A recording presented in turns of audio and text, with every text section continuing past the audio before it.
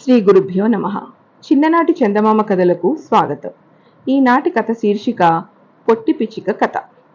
అనగనగా ఒక ఊళ్ళో కొంచెమంత బ్రాహ్మడు ఉండేవాడు.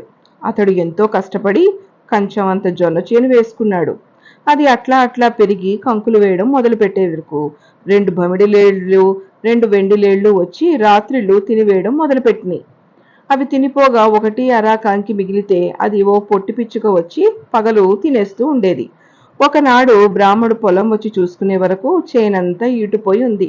ఒకటి అరా అక్కడక్కడ మిగిలిన కంకులు పిచ్చుక తింటూ ఉంది. పాపం బ్రాహ్మడికి ఏడుపు వచ్చింది, కోపం వచ్చింది.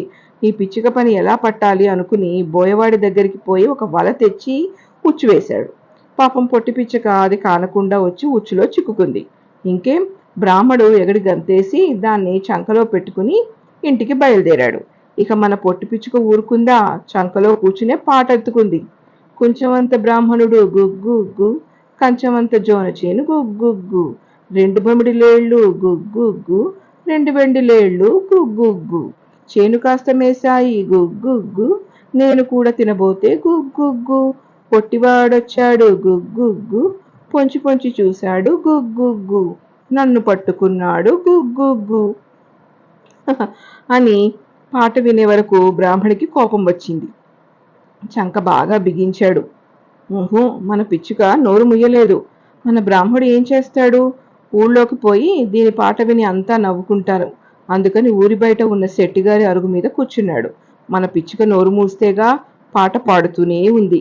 దీని పాట విని శెట్టి బయటికొచ్చి, ఏమండి శాస్త్రులు గారు, మీ జొన్న చేను ఎంతండి అన్నాడు. బ్రాహ్మడు దోసిలో చూపించి ఇంత అన్నాడు. ఇంతేనా అన్నాడు శెట్టి. కాదు అని బ్రాహ్మడు 2 చేతులు కాస్త ఎడంగా తీసి ఇంత అన్నాడు. ఓసి ఇంతేనా అన్నాడు శెట్టి. అప్పుడు బ్రాహ్మడికి కోపం వచ్చి 2 చేతులు చారజాపి ఇంత అన్నాడు.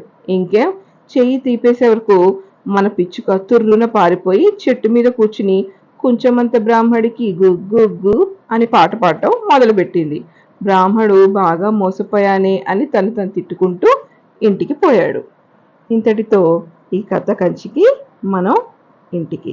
కథ నచ్చినట్లయితే నాకు చెప్పడం మర్చిపోకండి.